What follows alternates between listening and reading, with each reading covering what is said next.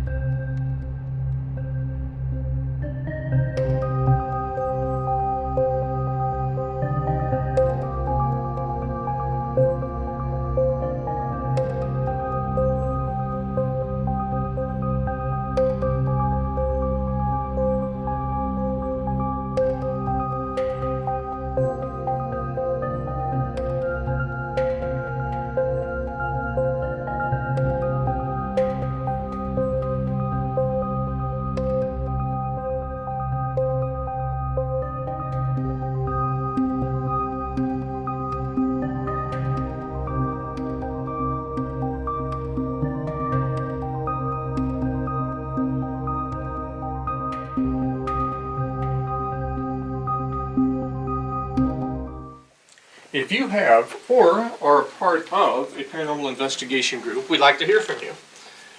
Tell us about your most perplexing case. Maybe we could work on it together.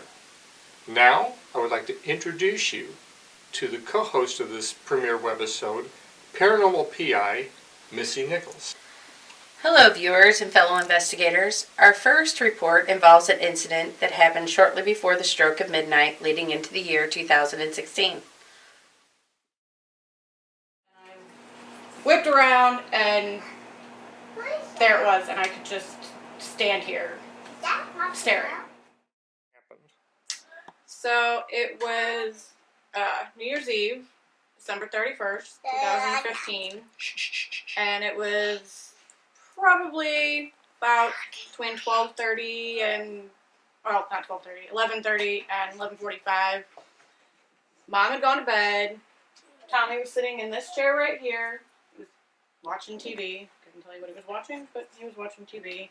The kids were in the room. He was watching a movie. The baby was asleep. Mom was asleep. I had come out of the bedroom and come to the kitchen to get something to drink. So I poured my soda, closed the kitchen, the refrigerator door, and all of a sudden, like, the room was completely quiet except for the TV, and all of a sudden there was this loud crash, and I turn around, and the tree, from where it is right now, had fallen across Tommy's lap and onto the floor. He had it in his lap like this, just looking at me. Neither one of us had anything to say. You walked over? And then I walked over and I got to about like right here and I just stopped to look at like what had happened. And like most of the broken ornaments were all like here. There were some ornaments that had fallen off. A couple had fallen off over here.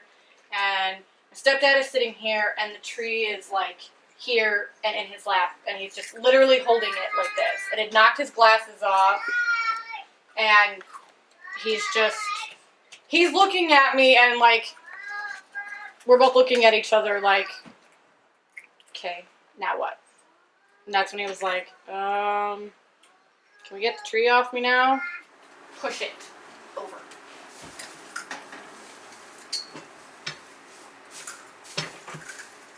But that's some serious force going on. Rolling. Okay, what I'm picking up, when I first started, it's about fighting. So he's fighting this Frederick is his name. I'm getting Williamson, something like that. But he's attached to a female in this house. Has been for a long time, since like young innocence. It's like politics, okay? So it's like they understand that they can't be with them, but they don't understand that. So it's not like they're standing back and wanting them to be happy. It's almost like they have to be a part of it. So with the tree falling on this person's husband, with force, it's almost like he does not respect him. It's almost like he has nothingness for him. There's no feelings there for him. Just fighting, exhaustion. He wants him gone. Does that make sense to you?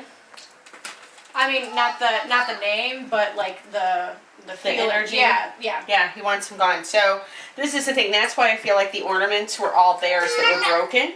Anything that bonds them together is kind of his thing. So, after this, have you felt anything? Because I feel like he's went silent. No, nothing. It hasn't really, and my stepdad has been like, he's actually been waiting. He's like, he even told us the next night, he's like, if this tree falls on me again, I'm out the door. I'm gone. Right. And I was like, I don't think it's going to happen again, though, but, and, we kind of laughed about it, and, and then, nothing's really happened, and I haven't, like, felt anything or sensed anything, and I can usually sometimes pick up when, there's tension or there's, bad vibes in there, and I haven't really picked up on anything lately, so. Yeah, because I feel like he went silent after that. And it's about letting go. So I feel like Frederick feels like, this is your mom, right? Mm-hmm. Is letting go of him by having this other person. But this has been going on for a long time. So whoever she's with, he doesn't like them. Doesn't want her to be with them. But it's like he attached young for her, so I'm not really sure if she understands that he's attached to her. She probably does, because she knows that she has always had, like, a connection, and she's, in every house that we've ever lived at, something has happened. Mm-hmm.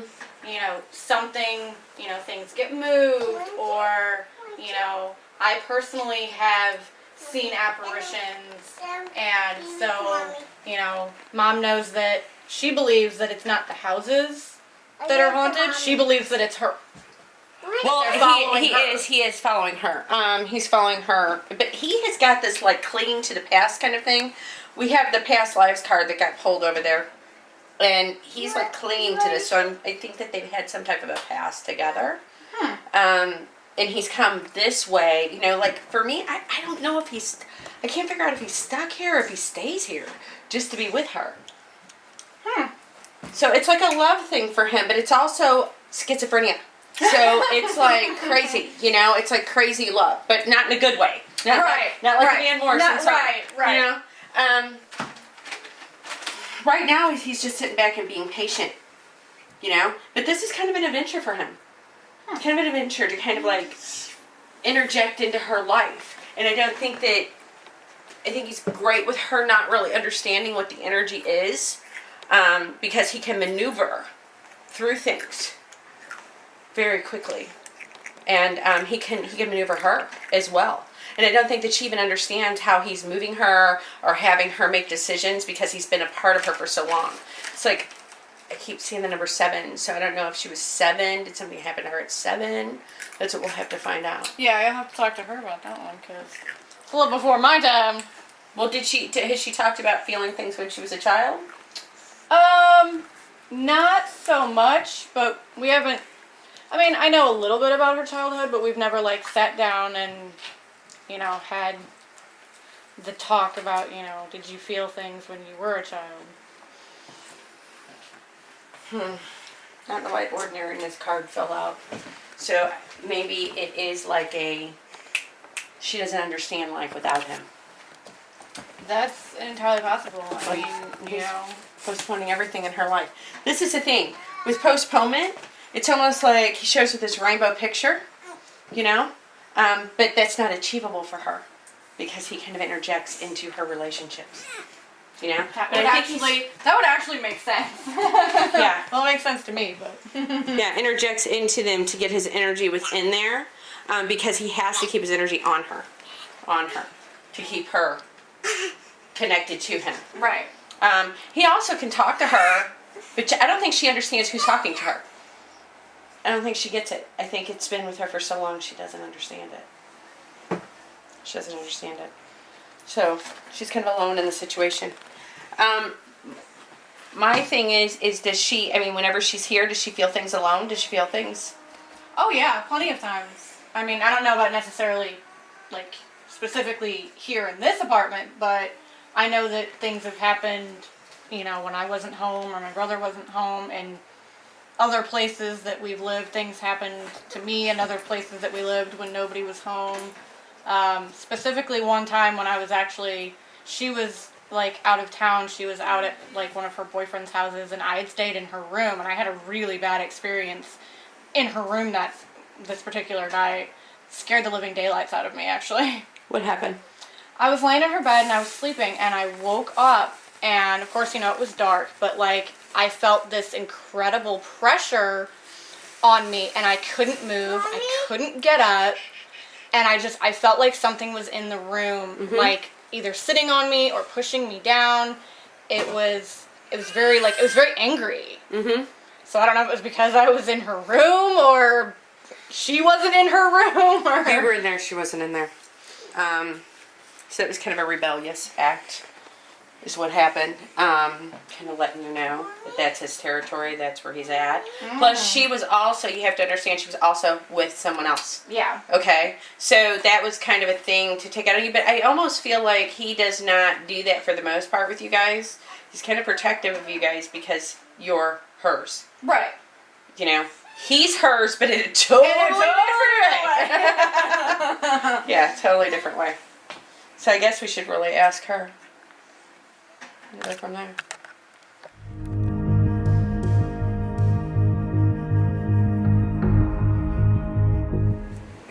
So you want me to tell you about other experiences that I've had in the past, okay?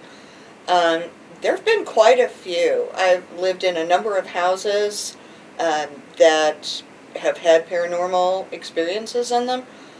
It's not something that's ever frightened me. It has frightened other people. Going back to one house I lived in, a girlfriend of mine had come over to visit. And for some reason she was down in my basement, and I have a partially finished basement. And she came running up the stairs, going, "Did you used to live on a cemetery? Was there a cemetery here? There's all these dead people downstairs." She goes, "I'm never coming back here again." Raced out of the house, got in her car, tore out of here, never set foot in my house again. So she does that, and I walk down the basement steps going,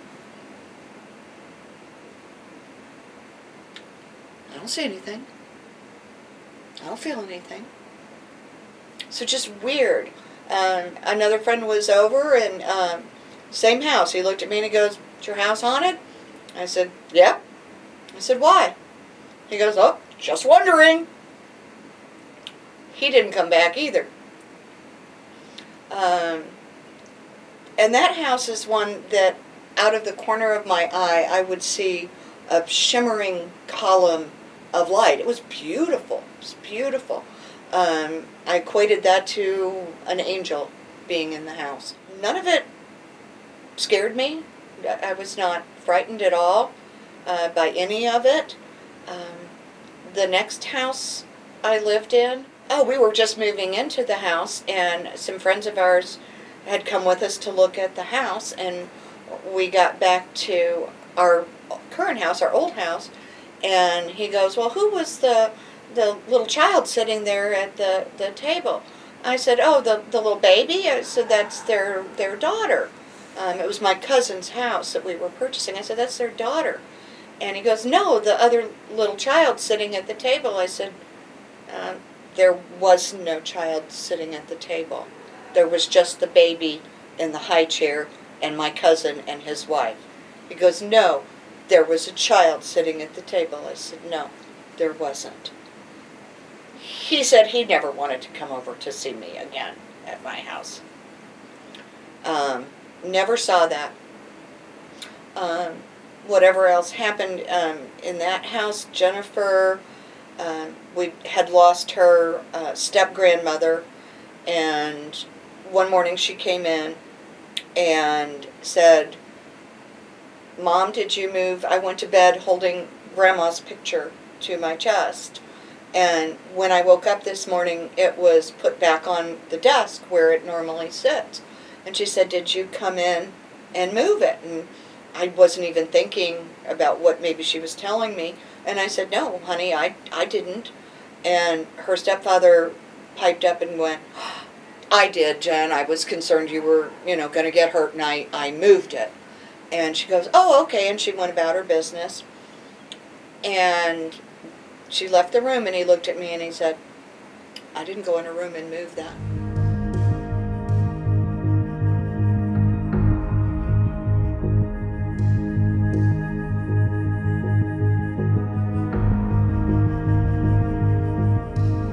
Our next report requires the utmost in observation. In preparation for this, I want us to review the following. It means a power to see what is not evident to the average mind. Reverend David DeCristo has been Joe's metaphysical mentor since October 1979. Discernment is important in any investigation, especially paranormal investigations. Discernment has multiple levels of understanding and use, okay? You can have a basic understanding of discernment, like knowing who is a true friend and who's a parasite. You use discernment as an automatic knowing of that. Discernment comes with, it isn't just used by itself. Discernment implies intuition and wisdom. Discernment includes those, because without wisdom and understanding, discernment could not be. It's part of the understanding of discernment. With all the 12 powers that they teach about in unity, all of these things work in unison as one. Okay, when you're a whole person. Okay, when someone tells you to read a book and the teacher tells you have to read between the lines, you have to understand what the author is trying to get across. It's discernment that determines you. Discernment helps you to know and understand what the author is really trying to get across. It's like when Jesus taught the parables or in Aesop's fables and all of these types of things. Discernment is what pulls out the truth of all of these things. In understanding Old Testament, New Testament things describing discernment, we are told to know the spirits. Know the spirits that you're dealing with. Now, I'm not saying I'm one that, let's say, the devil made me do it and all of this. However, we all have a higher self that coexists with our physical self. And we have intuition that can look at all of these, that can be aware of what's actually going on. Have you ever had a hunch, like who's on the phone, or a hunch to know where to go which street to take to avoid a mess up, or where to go to get a parking spot. These are very, very simple understandings of discernment. However, when used, they accumulate your ability. When you use a thing, it's like doing a muscle, which I should go to the gym. Here I have a gym membership. What do you mean I have to go? I just started buying a membership. But anyway, to understand discernment, one has to use it, you know. One has to listen to their own intuitive understanding of it. It's like simple things like in math. If someone gives you a problem that says, take 4 from 3, simple arithmetic, you can't do that. But have an understanding of algebra, you can do that. It's a discernment applied in a new way. You're using a new law to grasp the answer to the question you're looking for. I want to tie this now to someone who wants to be a paranormal investigator, someone who's been watching all these TV shows and they decide, boy, that looks like fun, I want to get spooked. Or to someone who is having experiences that they don't understand. How do we apply discernment?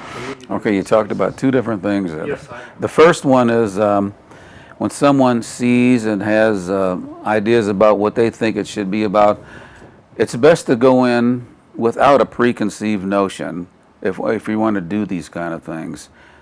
When I get input about a thing, well, there's 2 ways of looking at it.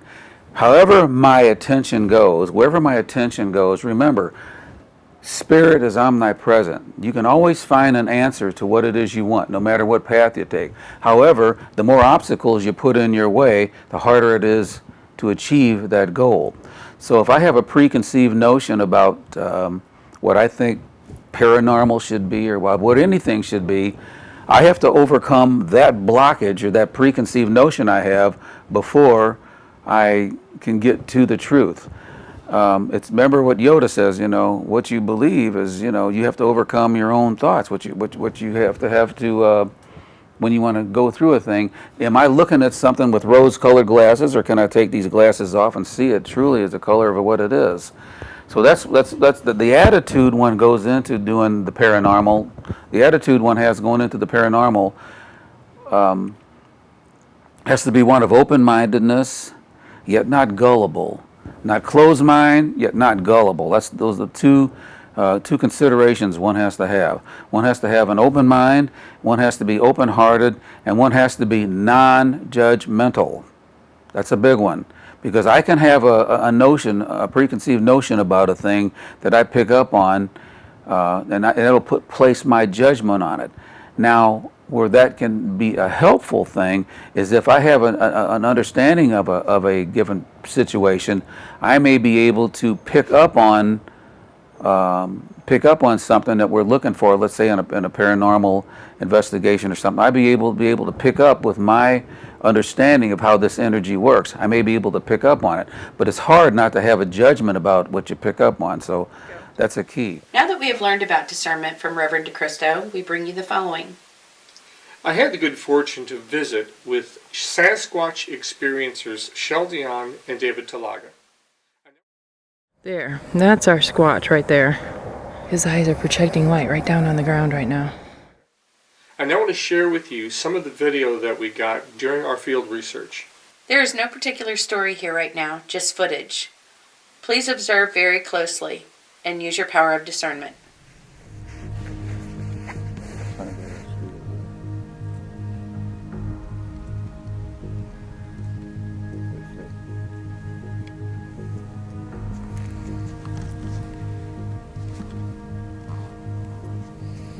Came out because I heard some sounds a few minutes ago. I thought it might be Shel and Dave. Shel or Dave, but they've both been inside.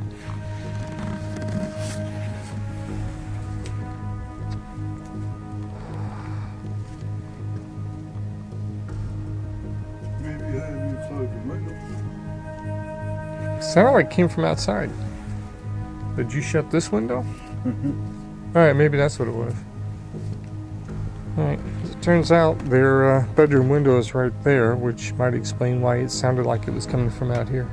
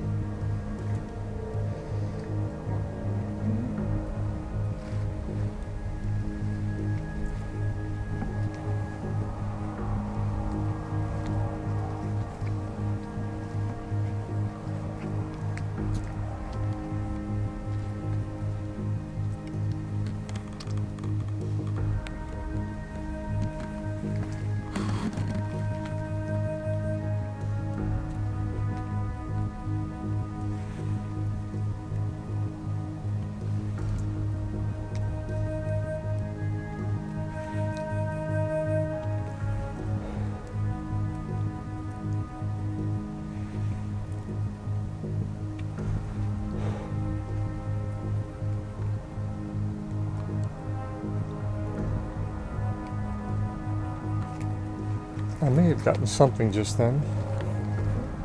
May have got something wispy just then. I thought it was the smoke, but I tried it twice again. I couldn't replicate it.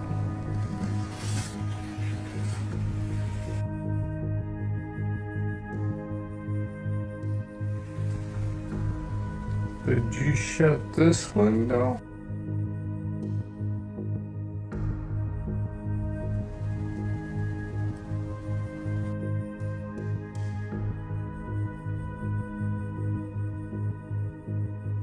Okay, we're recording. Keep it right there. Don't move it. David's standing in the other one, but We, it didn't show. But those are two. We just arrived at destination, and as Shell got out of her car, she looked down to the ground to see approximately 2.5 feet to the car's left, a print, which we're looking at the large big toe is where we're starting the measurement, and then as we're going on, and you can see the width of this thing, it seems to end up right at about 23. 22 and a half. 22, yeah, somewhere in there. Right about in there. Let's go on the width. Let's check the width out. Okay, let's check the width. Okay. He was going to get a shot of the... Okay, at the width, 11 inches across. I would say about 10 and a half. Here you go, Dave. We'll put it right back for you. Now, why would you say 10 and a half? Because you get the impression is so deep because of the size and the concave. Okay? Sure, the concave is the edges, okay? But the actual width of his foot, if he was lifting it up, was probably just right there. Just go to the deepest part. That's what I do. Okay. Yeah, everybody's got their own way. Okay. I go to the deepest part to check the width and the length. Cool. Very cool. We want to measure that other one too now. Or let him get his width.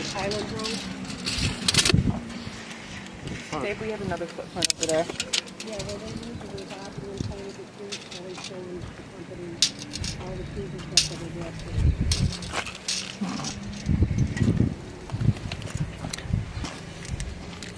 This is how prevalent Sasquatch is in this area. I mean, my goodness, we couldn't have stepped out to just wow. And then My assumption is just judging on the size of the toe, and this one is not as clear as that one, but right. it's the same individual. Yeah, right there at the edge of the toe is 22, point of the heel, so, and the width. There we go. About the same, about 10 and a half.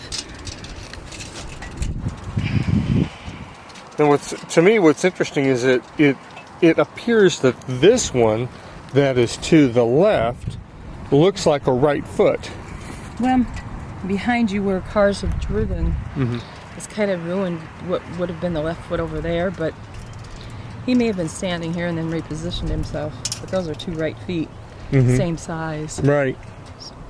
I think this was part of another one actually that's gotten messed up. The cars have drove through it.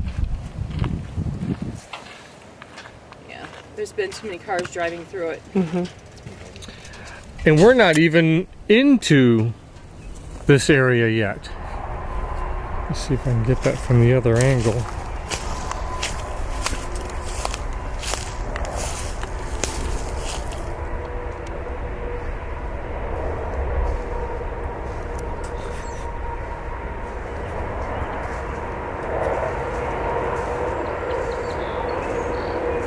Looks like there's a bit of a twist to it.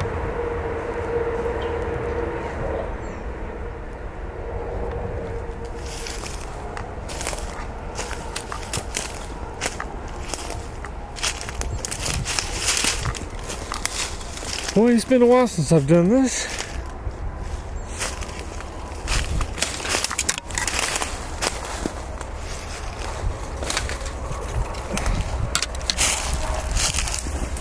Almost too long. Thank God there's no sticker bushes I gotta move through. Alright, we're gonna go this way. This is clearer this way.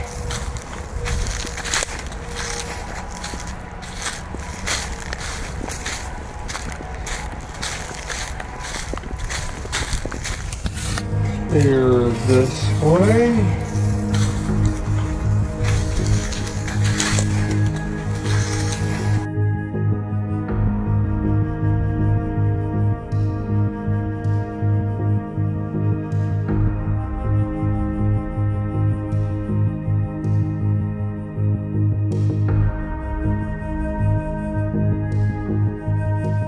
I'm trying. There we go. I was just trying to get a view on. There we go. There. That's our squatch right there. The two That's eyes. what I thought. Okay, let me hold. Yeah. Still, I'm trying. I'm I cold. know it's difficult. I'm cold. Put that amber right there, right? Yeah, and then he'll tree peek, twist his head back and forth. That's what I'm waiting on, because he was doing it a lot and he was flashing. Now he's just steady. There, you can see him. He's like really moving, getting brighter, dimmer, If brighter, anybody dimmer. else in the neighborhood were to look out, There you go. He's peeking just one. They might just think it's some light from another house, but Right, and once you get out here late like that, you only have people that are just letting their dog out the back door. And trust me, they know who's got what and where. There you can see two eyes again. Actually, he's projecting it down on the ground. Do you see that? You can see it in the camera, but you can't see it with the naked eye. His eyes are projecting light right down on the ground right now. He's got his head tilted sideways, like he's looking at something.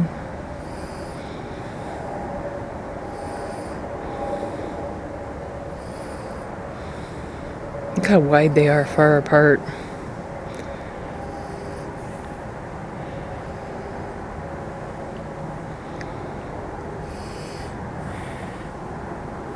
Back to one. He's moving around. Like me. Alright, let's go in the house. okay. Okay. So your feelings on what you just saw? In the beginning, with the eyes, when we were watching the eyes in the woods, I felt that it was not human. I'm not sure exactly what it was. I can't say that I feel that it was Bigfoot or Sasquatch energy, because I have not been connected with that personally. The second incident with the shadow and the mist, I feel, was more of a check-in for Shell. They were coming to check on her, just kind of like, I almost feel like rounds. I almost feel like they do rounds and check in on her, like different ones come throughout the night. That's what I picked up. So are you saying that you think or feel that the mist or the shadows were Some type of energy. I'm feeling that it's connected with her, but it's not human. So I just have to say, with what I've heard her speak about, I can definitely feel that energy, but I have not witnessed it or experienced for myself. Okay, did you feel the energy you felt when you were seeing the mist and the shadows? Was it the same energy you felt when looking at the eyes? Yes, exactly the same energy. Exactly the same energy. Now the final report in this premiere webisode, and perhaps the most unnerving. Since 1977, I've worked to carry a camera of some sort with me at all times, to document things I'm interested in, and in particular any case involving the paranormal.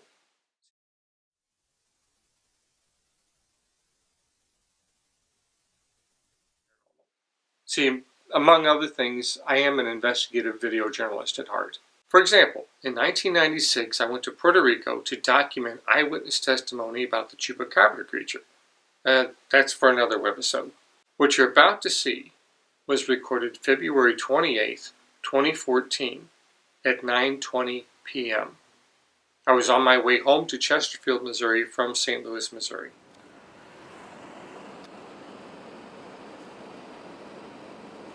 It was 9:20 p.m. I was on my way home to Chesterfield from St. Louis. I was on Highway 40.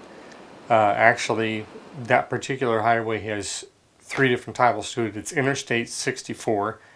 Highway 40 was the section that I was on, and then it goes on further west and north to become Highway 61. but I was on the section titled Highway 40. And as I am going down the road, it's normal traffic for that time of evening. And in the distance, I begin to see what looks like a cluster of lights, cluster of stars maybe. And being who I am and doing what I do, I start training my eyes on it. And as I'm getting closer, I can tell it's not a plane, it's not a helicopter. No, it doesn't. I don't think that's the Pleiades. I don't think that's the Seven Sisters. What is that cluster of lights? And the closer I get, the more I can see, and much to my astonishment, I am seeing what looks like 4 or 5, for lack of better terms, levels, stories maybe, of white, dull white windows. Very similar to if I were driving along and there's an office building over here, wherever, and somebody's working late at night and there's that dull white light that they've got on in the room. It was that kind of lighting. But several levels or stories. And I'm thinking, huh? And then I can see what looks like a red beacon light, very bright, like the taillights of a car, on top of it. Not strobing, just on. Now this is really starting to get my attention. I have seen probably more than my fair share of UFOs, but this is without a doubt the most profound sighting I've ever seen. I mean, I'm seeing a craft now. The front end reminds me of a cruise ship. The body of it was tugboat-like. Now keep in mind, I'm of course driving on the road, and this thing, a couple thousand feet in the air maybe, something like that. And in retrospect, I'm thinking it was probably 50 to 75 yards in length. It shouldn't be there. And the real mind-blowing thing about it was simply hovering. Just hovering. Just sitting there. Good as can be. And it was hovering off of 270, just a little west of 270. Now I'm on 40. I'm going this way. 270 crosses under. There's traffic on my right. I've got my camera, the camera I'm recording right now with. I've got that camera in my trunk of my car. Of course, I can't get to it. So I've got to get off the road. I've got to get to my camera. I have never seen anything like this. If I can capture this on camera, it'll be another shot rung around the world. It was that distinct, that real, that profound. So I can't even move over to the right lane to try to go off on the shoulder. And at an intersection like this, a junction like this, you don't really want to try to get off on the shoulder. Bad. No. Don't ever do that. So I can't get over. I take the next exit down, which is Mason Road. I get off on Mason Road. I cut back across the highway, come back onto Highway 40, now eastbound. And I'm looking now off to my left, trying to see it. I don't see anything. And what the blasted thing looked like at the back end. That was as astonishing as the rest of it. Kind of like if you take my hand, it was kind of arched. There were two. If this is the back end of it, there was one here and one here, on either side of the back. Okay, and they were that kind of shape, more or less flat on the bottom. And it looked like a crystal. It looked like it was not brightly lit, about the same illumination as the front deck of this thing, but golden beige-ish, I wanted to say like a rose crystal before, but that's not quite. That's too much red in it. Gold and rose, and with hard gold streaking in it, and in various points pulsating light, like it was lit from inside. Like this thing was on some sort of crystal power. I can only tell you what I saw. I don't have any good analysis of it yet. So I'm heading back east on 40. I get off at Spady Road because there was an exit before that called Ballast, but I wanted to make sure that I didn't lose elevation. I had to be up to be able to get the shot that I wanted. And I got off at Spady Road. Spady Road consists of a turnabout there, and I got off, pulled off, stopped the car, got out of the car again. It's February 28th. It's cold. I don't like cold. But anyway, I get in the trunk, pull the camera out, power it up, and I can still see off in the distance. So this thing must have moved north a couple miles, maybe. But I see lights, the back end of something with lights that I've never seen before. I'm thinking that's got to be it. Now I don't see the two, whatever you want to call those crystal looking things, lit. I don't see anything anymore except for the variation of lights. And this is not conventional aircraft. I figured that out as I was in the first position of looking at this thing. This is not a helicopter. This is not a commercial airliner. This is not a private plane. This is not any conventional aircraft. Okay? And I've got the camera powered up. I got no sound because the sound setting was set to external microphone instead of internal microphone. Sorry about that. I wasn't really worried about the sound. I didn't hear anything. Okay? But I wanted to get picture. And I got picture.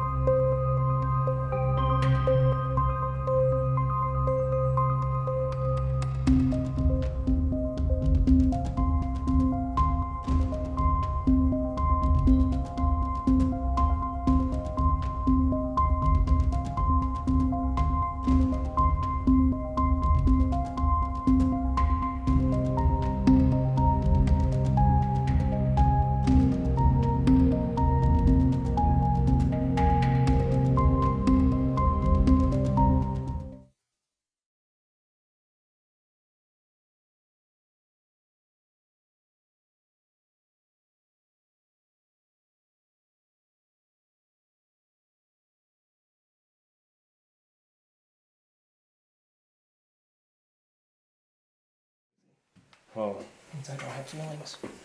yes. I don't doubt that. What are we doing, Chief? Well, we're gonna put a couple people out in this hall, on one on each end. Somebody sit here, somebody sit over there. Okay. Tommy, hit that area. Joe, Mm-hmm.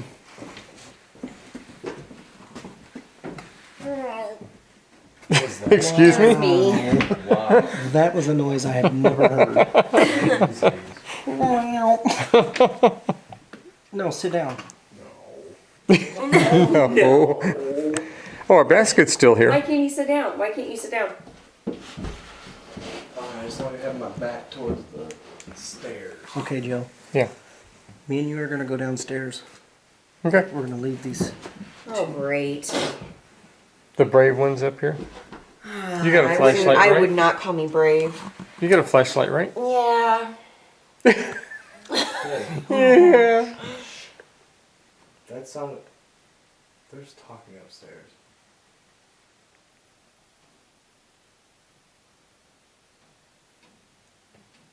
I don't like that. Well, this is open right here to the attic. I know. Oh, what would you do if I just point up there and there's like faces? I I would. run. Oh my god. Because who's the closest to the stairs? Ooh.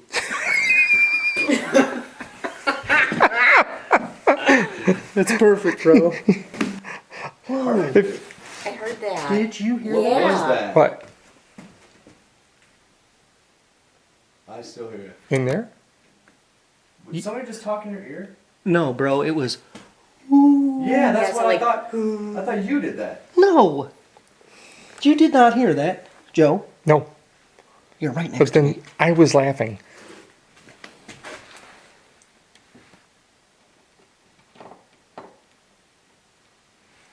Do you have a twist flashlight or a push button? Me? Yeah. Push? Dang it. Why? I'll have to hear it, but man, that was crazy, man. I've had cool things happen with mag lights.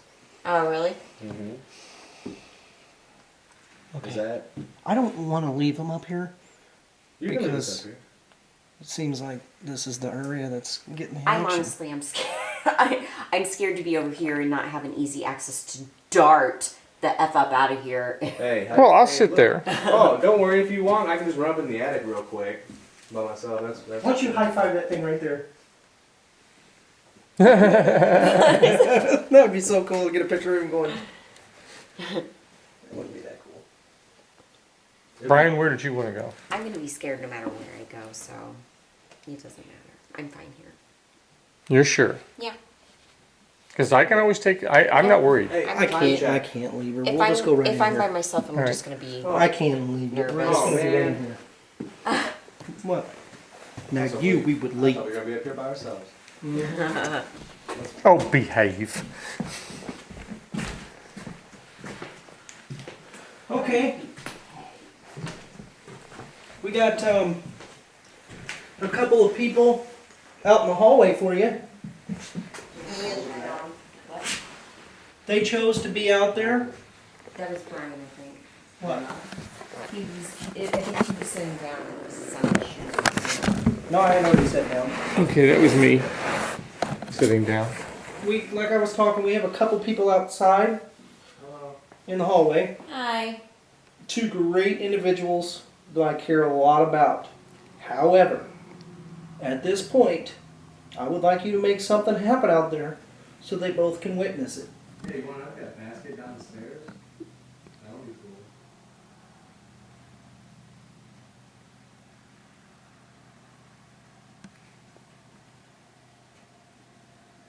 Can you tell us your name?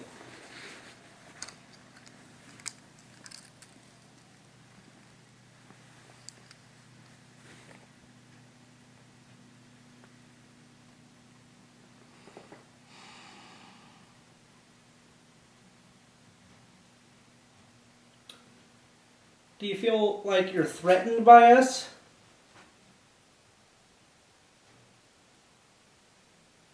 Oh my god, that was in the room we were just in. That was a rock.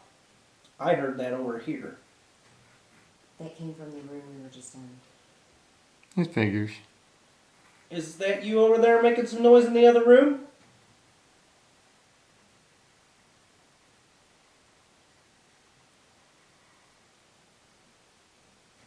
Are we scaring you? I'm not trying. What was that? Me. Sorry. Oh, that's scary. What's the matter? Somebody just threw a rock, dude. Something just happened there. Holy. Alright. You want us to leave the upstairs? Oh my god. Are you okay? Yeah, I I'm don't fine. yell like I mean, that. I was just. Get up. I don't yell like that, man. Alright, we're gonna go downstairs for a couple of seconds, give you your space, because you seem like you could be a little upset. We're gonna go downstairs, Oh my god, I'm like. give you your space. We'll be back in a little bit. Thank you. Oh my god. You Come here. How did you not hear that? I did hear it. Man, that shot me up really quick. My legs are shaking.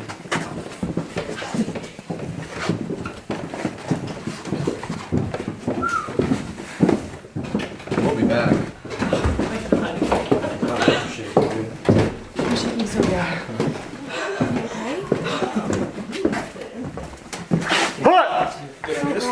Joe, dude. Oh man. What's up? I just heard someone scream. Yeah. Well, yeah. Another one of them rock. And then I'm wheels. hearing you walking right behind me, and I'm like, I'm ready to go. I don't care if it was the camera that punched it or the flashlight. I was going. God.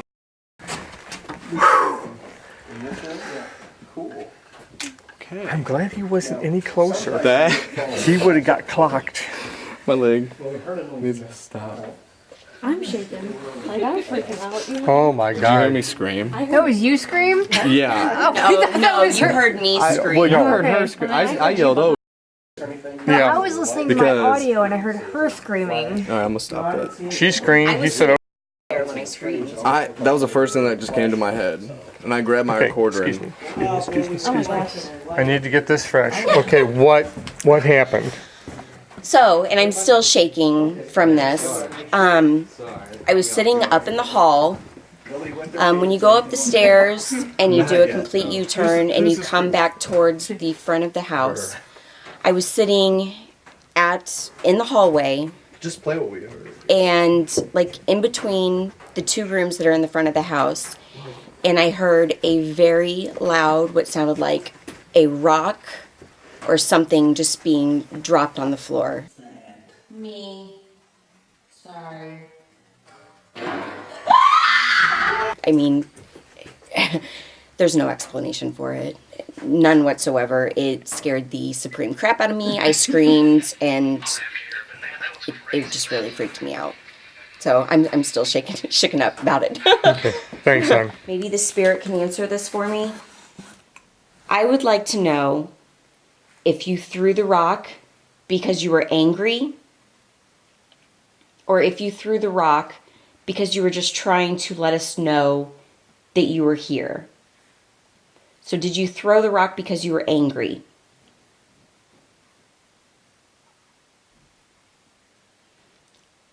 Did you throw the rock because you just maybe you're a happy spirit, but you threw the rock because you just wanted to let us know that you were here? Did you mean to scare me?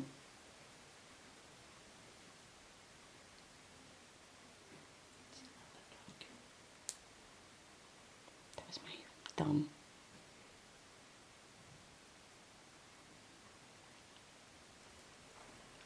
Okay, sorry.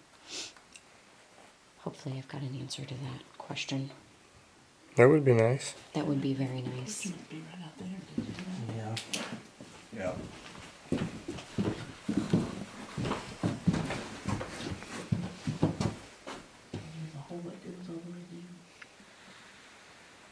Did you finally put the ball back in here? Yes. Thought I put it back where I found it. Everything I'm being nice. as far as That was him. You just... I didn't do nothing. No way. There's no rock there's here. Nothing that Dude, that landed next to me. did it. No, it's next to you. Yeah, That's right there by your feet, Shannon. No, Yeah. right there. there's nothing on here. He leaned against the wall, but It's that rock. yeah, Is And look Yeah. above your head, Brian. There's no plaster. there's no plaster, and he leaned up against the wall, but there's nothing it would have been. that rock. Well, now, it was much gentler. If It was much gentler. And that's a wrap for this premiere webisode of Joe Palermo's Paranormology. If you've enjoyed this presentation, please help us spread the word. Like us on Facebook, subscribe to us, invite your friends, tweet us. And also, please consider becoming that $1 a month patron for this web series. There is also special consideration for paranormal groups and businesses that support us. There's so much going on in the realms of the paranormal that we have yet been able to get to, cover, and experiment with without your support. Until the next webisode, I'm Missy Nichols. And I'm Joe Palermo. Remember, we want to hear from you. We want to hear about your most perplexing case. And we also want to know what paranormal topics you would like to see us cover.